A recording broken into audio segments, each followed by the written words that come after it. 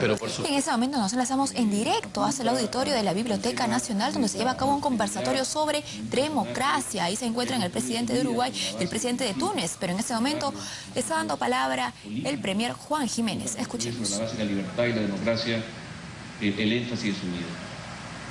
Y también en el caso del presidente Moncef Marcusí, que desde los 10 años ya conoció los avatares de la independencia, conoció seguramente en ese momento los peligros que también implicaba la construcción de la independencia y la democracia. Hoy día se ha hablado también de miedo, se ha hablado de trabajo, lo que cuesta la democracia en los países.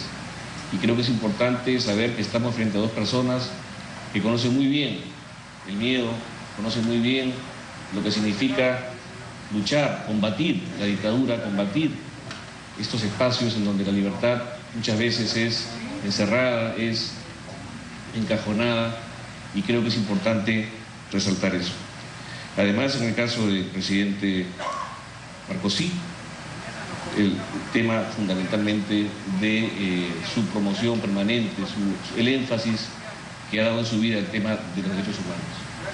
Es un elemento fundamental en su vida, y creo que es parte de lo que hoy día él, además como médico, cirujano, como médico de profesión, pregonó. Efectivamente creo que no podemos hablar de democracia sin hablar de que estamos frente a escenarios difíciles, y sobre todo en América Latina y sobre todo también en los países árabes.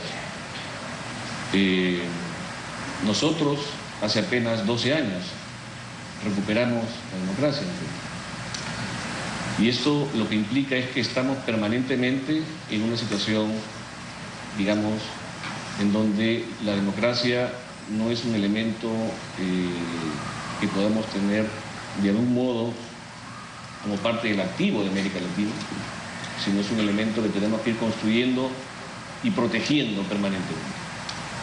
La democracia tiene muchos riesgos, tiene muchas amenazas, es evidentemente el mejor sistema de gobierno,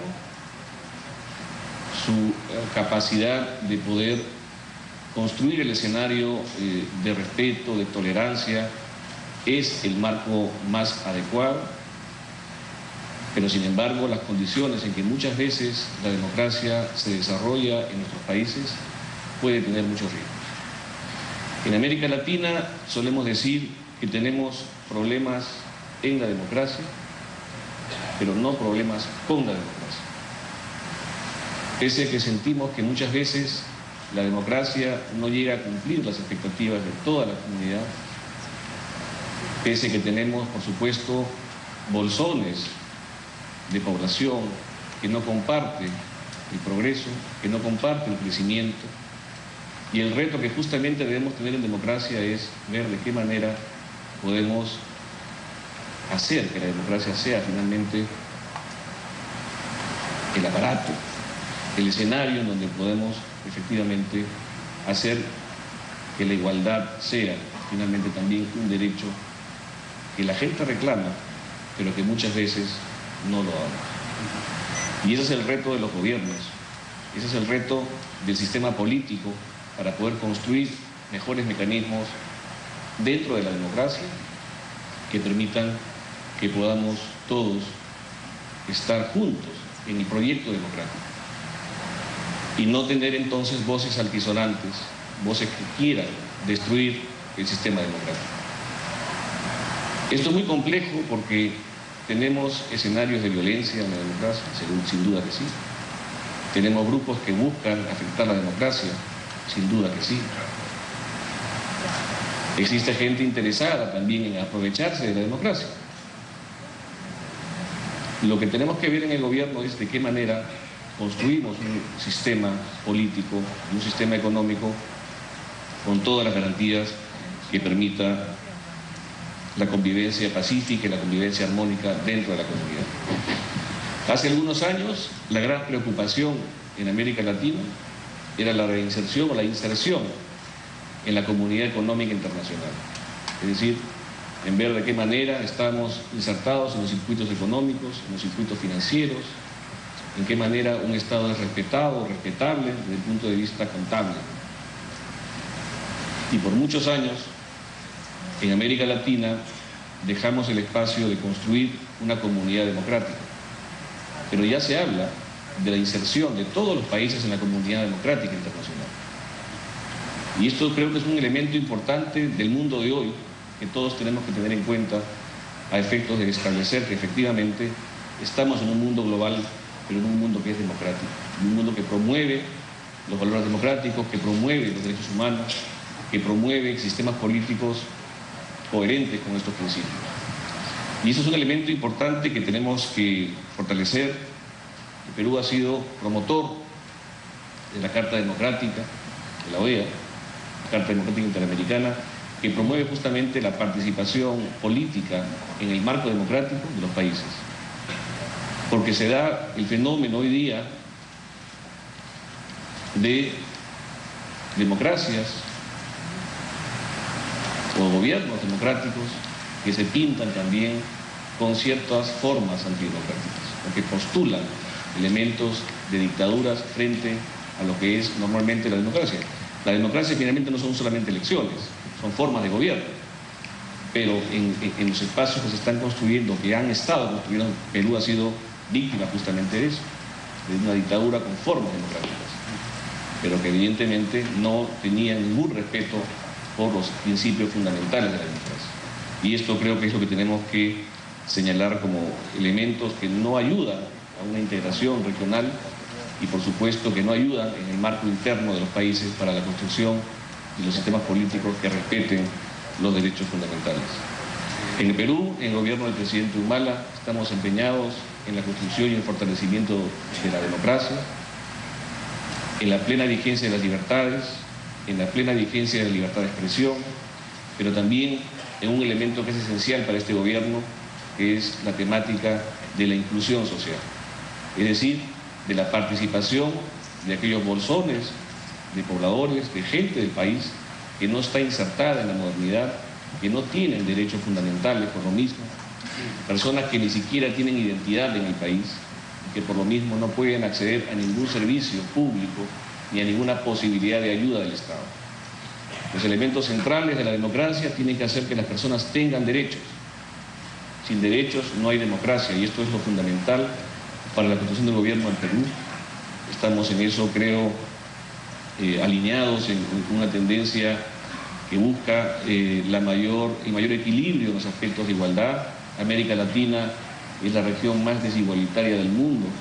Aquí hay gente muy rica y gente muy pobre.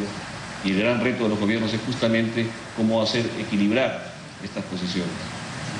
El énfasis del gobierno en este momento está vinculado a la inclusión social de las personas que han estado por décadas, por años, por siglos, probablemente excluidas de la modernidad. Las zonas rurales del Perú, las zonas marginadas de las ciudades, son claro ejemplo de cómo no ha llegado el Estado todavía a estos lugares y el planteamiento que está formulando el presidente de la República tiene el énfasis principal en este aspecto. Yo quisiera saludar la presencia finalmente de los presidentes.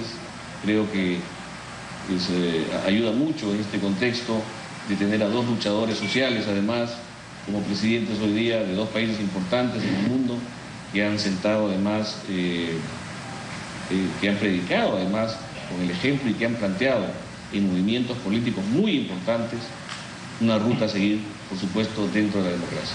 Muchas gracias. Muchísimas gracias, señor.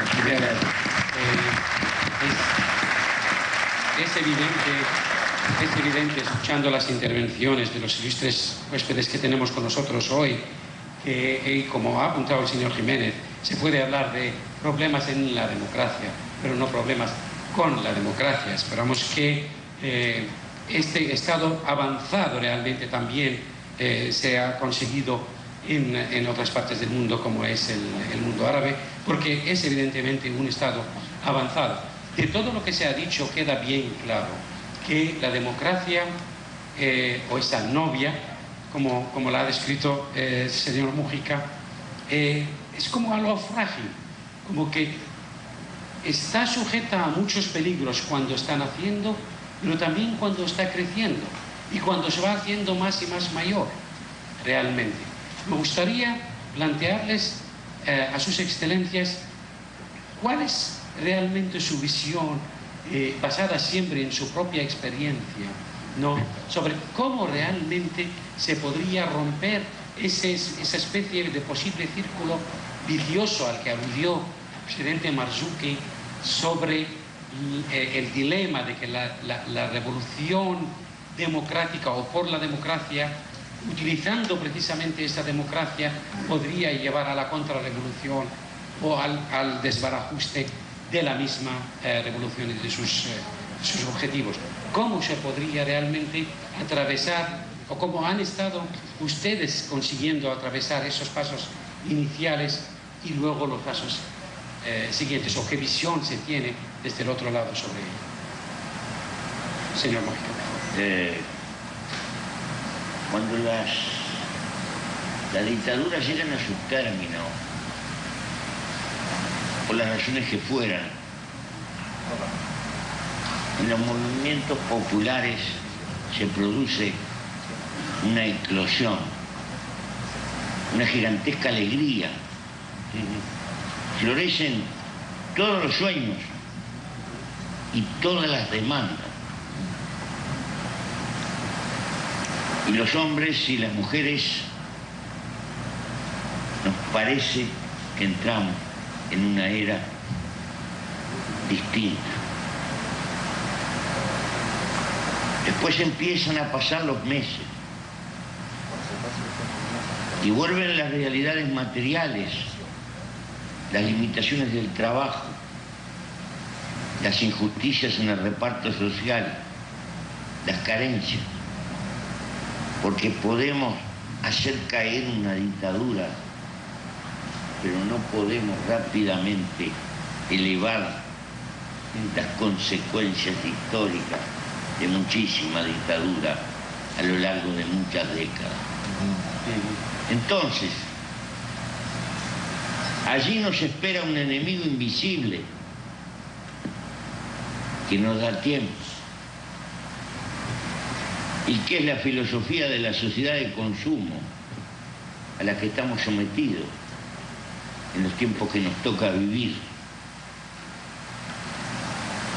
donde se nos entreveran las cosas inmediatas con las cosas importantes, y nuestros pueblos son gobernados por una inteligencia, entre comillas, que poco tiene que ver con lo que gobiernan y mucho tiene que ver con los aparatos de marketing, porque vivimos modelos donde hay que vender y vender, porque si no se vende, se detiene el crecimiento, y si se detiene el crecimiento, sobreviene la ruina. Y entonces los hombres y mujeres trabajamos y queremos trabajar más para consumir más permanentemente, porque lo necesitamos, ese es nuestro modelo. Y cuanto más cosas tenemos, más cosas queremos.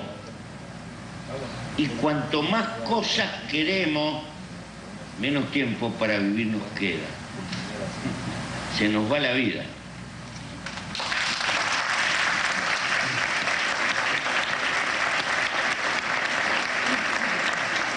¿Por qué? Porque la política no debe de abandonar el campo de la filosofía. Y la economía tiene que centrar en la vida humana el verdadero centro. El mercado es imprescindible como distribuidor de recursos. Hay, pero de aquellos que creen que la justicia social y la felicidad va a venir de la mano del mercado. Sentate en el cordón de la vereda.